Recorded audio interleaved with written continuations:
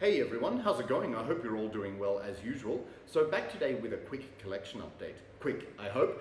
So these are 4 albums which were recently bestowed on me as a gift from a family member, so that was really nice of them. And these are albums where I was aware of them, but I had never paid them much attention, if that makes sense. But I've learned to really appreciate these albums a lot. So without further ado, we will get straight into it. So the first band that I'm going to talk about and show today is a band which needs no introduction, and that is Black Sabbath. So yeah, I can't say anything that hasn't already been said. They are the founders of heavy metal, no doubt about it. In my opinion, they were the first heavy metal band of all time. Yeah, even though that's debated, like some people say it was Deep Purple or Blue Cheer, but I think it was Black Sabbath anyway.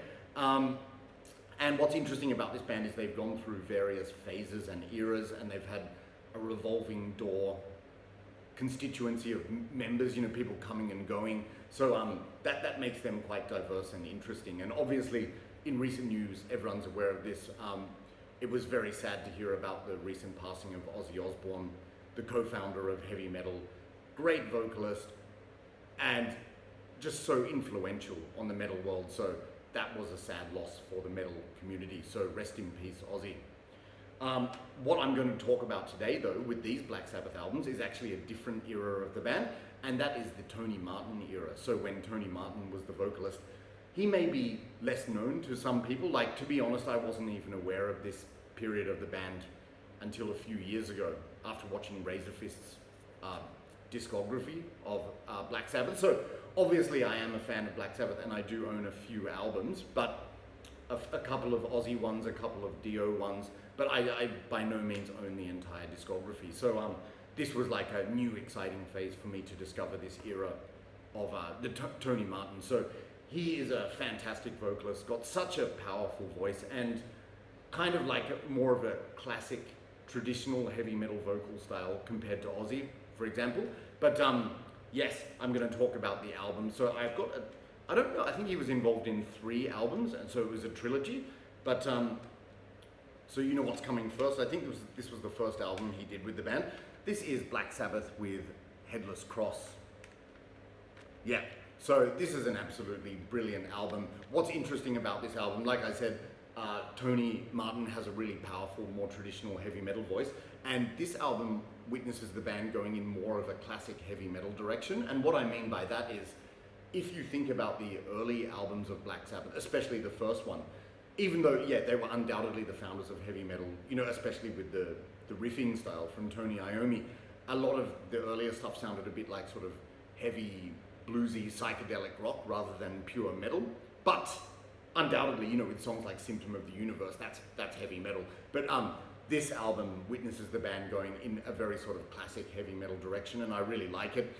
Tony Martin has like that sort of classic heavy metal voice, like very soaring and powerful, incredible voice actually. And what's interesting about this one as well is there's also, Black Sabbath not only founded heavy metal, but they also inspired doom metal, with bands taking what they did further. This album sort of goes in a doomy direction as well, in the sense that it's very heavy and it's got those really slow doom-laden riffs, which are just incredibly heavy, and inspired bands such as Cathedral. And I think actually for this album, or like later on, they toured with Cathedral, which I think is really cool. Anyway, but yeah, this album is absolutely fantastic. I'm not going to describe every song in detail, don't worry. I'm trying to stop doing that anyway. But everybody knows Black Sabbath, so I don't want to sound ridiculous by saying this, but like this era you might not. But all I'll say is, if you like that traditional sort of epic heavy metal in the vein of for example, Iron Maiden and Dio, you will really like this, and with elements of doom incorporated as well. So the lineup of this one was Tony Iommi on guitar, Cozy Powell on drums, who's incredibly heavy as a drummer, and Tony Martin on vocals. The other members, oh god, this print is too small, but yes, Geezer Butler wasn't on this album anyway, but absolutely fantastic. There are no bad tracks on this album. I'm just going to consult my notes. So probably my favorite tracks are Headless Cross, like that's just such a powerful opener, absolutely brilliant. I love, after the intro, The Gates of Hell. I also really like Devil and Daughter, that's very sort of epic and emotional, that song, really good. I also really like When Death Calls. That's when you really witness these heavy doom-laden riffs coming into the picture. You know, very much in the vein of Cathedral and all these bands that they inspired, which is cool. And I also really like Call of the Wild, which is melodic and atmospheric and has an extremely catchy chorus. That could be the standout track for me, except I think Headless Cross is the absolutely classic track. By the way, that song Headless Cross, it's very sort of melancholic and haunting and eerie. It's just brilliant, especially with the keyboards on this album, fantastic. And Black Moon is good. I also really like Nightwing, which is atmospheric and melodic, and also featuring some acoustic guitars. So yeah, that's what's interesting about this album. There's acoustic guitars and keyboards in addition to the sort of like epic heavy metal sound. Just show you the cover here and the back there, and the disc, sort of traditional. I like that IRS. That must be the record label logo, not the real IRS. And this is a very traditional sort of retro booklet. It's very bare bones, just with the lyrics. But yeah, absolutely fantastic album. So if you haven't heard the Tony Martin era of Black Sabbath, I strongly recommend it. And this would be the best album to start with, as the first one he did, I think, as the vocalist. So this is Black Sabbath with Headless Cross. Okay, and what I'm actually going to do, if I didn't mention this, it's actually the entire trilogy of the Tony Martin album. So up next, this is Black Sabbath with Tyr, T-Y-R, which is obviously inspired by Viking culture and history. And that's exactly what you get with this particular album. It's not, is it a concept album? Not really, but every song apart from one is running in accordance with the theme of Viking history and culture, which is really interesting. And that's something that's interested me ever since I was young, actually. And I do admit that my interest in that was a lot to do with, you know, Enslaved, the Norwegian Viking metal band and so on. But just in general, even when I was a kid, I was always interested in Viking culture, because how could you not be? It's really a fascinating period of history, I think. But yeah, so that's what this album is dedicated to. And so it's playing in the same kind of style, but as Headless Cross. But again, it's got its own character because of the theme and everything. There's some really good songs on this, pretty much. Yeah, there's no bad songs again, but I will say by default in the trilogy, this is my least favorite, just because there are other albums I like more, obviously. But yeah, every song tells a story about Viking history. I really like Anno Mundi, which starts the track. That's got some acoustic guitars and choral vocals, so really setting that Viking atmosphere, like the same way that bands like Bathory did as well. The Lawmaker is fantastic, and probably one of my favorite songs is Jerusalem, and also the Sabbath Stone. So like the first 4 tracks are absolutely fantastic. And then listen to these song titles, they're also great. The Battle of Tyr, Odin's Court, Valhalla. So yeah, very much in accordance with the Viking history and culture. And so yeah, my first 4 tracks, sorry, I'm not even speaking properly today. My favorite 4 tracks are the first 4, in addition to track 8, Feels Good to Me, which I think is the non-Viking themed one. But excellent album once again. I just happen to like this one more. So by the way, I don't think I mentioned this. These albums came out in the late 80s to early 90s. So this is when the band had sort of faded into obscurity from a commercial sense. But in terms of the talent, it was still fantastic. The riffing is incredible. The drumming is incredibly heavy, again from Cozy Powell. Tony Martin's vocals are amazing. So yeah, no complaints at all. Just show you the cover here. There's the back. And I need to read these liner notes more, because it goes into more detail about the album than I have. If it seems like I'm skipping over these albums or like brushing over them briefly, it's just that I'll say this, I've listened to them so many times, like each one probably about 10 times since getting them. And it's one of those albums where you just have to, these albums are the ones where you just have to listen to hear for yourself. But again, just like this and with the next one, if you just like classic epic heavy metal, you're gonna love these albums, I think. And they just might take a while to get your head around, because there's so much music and complexity involved in the songs, but like it's certainly catchy, just really cool stuff. Anyway, that's Black Sabbath with Tyr. Sorry if I'm rambling on today. I found that this particular video was going to be hard to make, because it's difficult to describe this music. You know, like with extreme metal you can compare to other bands. With this, it's unique and you really just need to listen to it, I think. But it's still really enjoyable. Okay, so speaking of which, we're going to go into the third one in the trilogy now. This is Black Sabbath with Cross Purposes. So another Tony Martin vocals album. And what's interesting about this album is, so these other two arrived first, and then there was actually a hiatus from Tony Martin, because then Black Sabbath reunited with Ronnie James Dio to release Dehumanizer, which is another fantastic album. So you see what I mean about this revolving door of members and different phases and eras of the band. But this one, oh my God, this is absolutely fantastic. I used to say, of these three that I'm talking about today, that Headless Cross was my favorite. I think it's been eclipsed by this one. This one is my favorite. It took a little while to grow on me, but I absolutely love it. Like, pretty much every song on this is a highlight. You know, unlike Tear, where there are some songs which don't stand out to me as much. I just really like this one. It's got a slick production, it's heavy, and it's still that epic heavy metal style, but they incorporate other subgenres of metal into this sometimes, in my opinion anyway. But yeah, the album opens with the song Eyewitness, which is fantastic. Then you have Crown of Thorns, which I really like. It's epic with the use of synthesizers once again. And what's interesting is the song Psychophobia. That's almost like a groove metal song, in my opinion, with a big epic chorus and an amazing vocal performance from Tony Martin once again. What's interesting is the song Virtual Death. That kind of has an Alice in Chains vibe. That's what I'm hearing when I listen to it. Although the band was certainly not trying to copy that style, because that's the only song that sounds like that, in my opinion anyway. But I like Alice in Chains anyway. Then the song Immaculate Deception.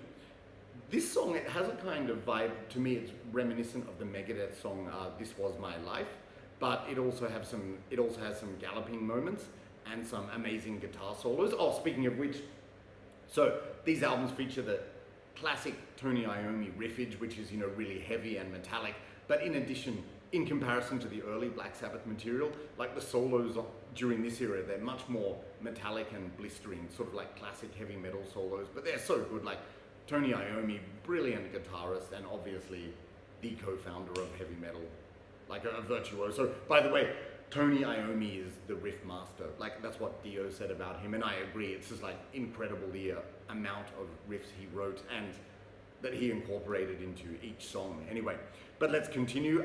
Dying for Love. That's got some clean guitars and atmosphere, but also big rocking heavy riffs. So back to these Tony Iommi riffs, which are fantastic. I also like Back to Eden. That's got an epic chorus. God, this is what happens when I read my notes too quickly, or I speak too quickly. Sorry everyone, I'm capable of speaking the English language, I think. But yeah, Back to Eden, that's got an epic chorus and awesome riffs. Slow down. And also The Hand, that's got some atmosphere again, with awesome guitar solos. I also like Cardinal Sin, that's got a doom-laden and majestic intro. And the main riff in that, to me, it's reminiscent of Led Zeppelin's Kashmir. You know, it's very orchestral and got a similar kind of sound, which is cool. And then the album closes with Evil Eye, which has got some bluesy heavy riffs.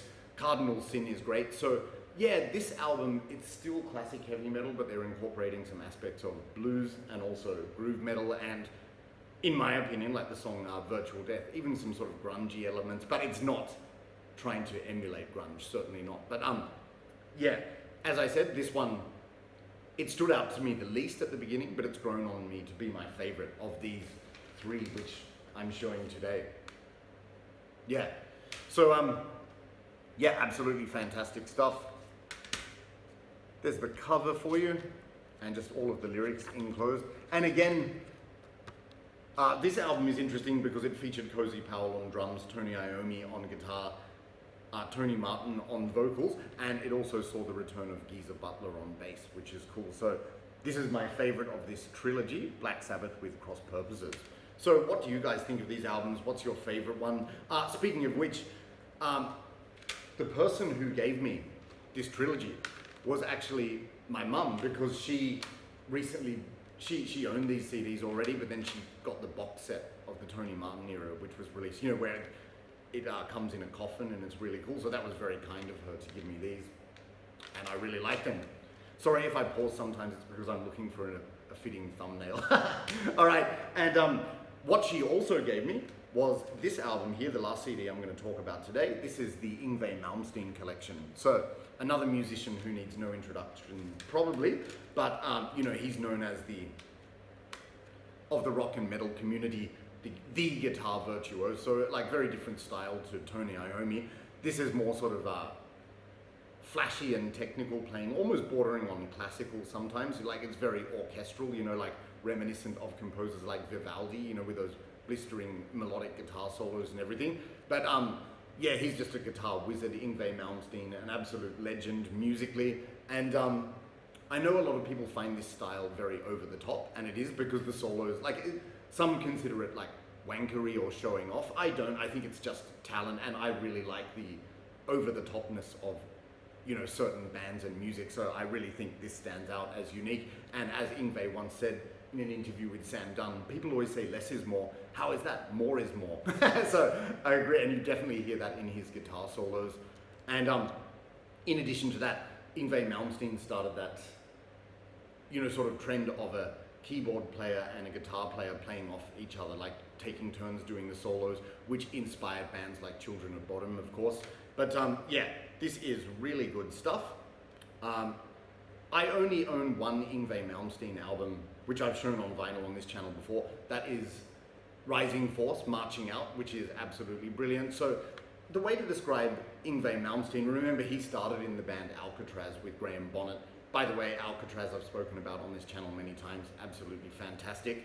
But this is more, like I said, it's neoclassical, but there's also elements of power metal. So if you like power metal music, you're gonna like Yngwie Malmsteen. So yes, it's sort of considered his band, and he didn't sing lead vocals. Like he had various lead singers over the years who were all very good, by the way. And yeah, this is just a compilation of some of, you know, his greatest hits, I suppose. And again, no bad songs on this. Some of the ones, what's the one from Rising Force, Marching Out? I think Far Beyond the Sun. And also the other song I really like on this is You Don't Remember, I'll Never Forget. So there are a lot of songs with like power metal vocals, but there are also some instrumental tracks with, you know, really blistering melodic guitar solos. I think I remember Heaven Tonight is a good song as well. And then they even have like a guitar solo track, and then also even a live track where he does a cover of Spanish Castle Magic, which I think was originally Jimi Hendrix. Is that right? Don't shoot me if I'm wrong. Yeah, so absolutely awesome stuff. Again, this is just something you have to go and listen to, but I really like Yngwie Malmsteen's music.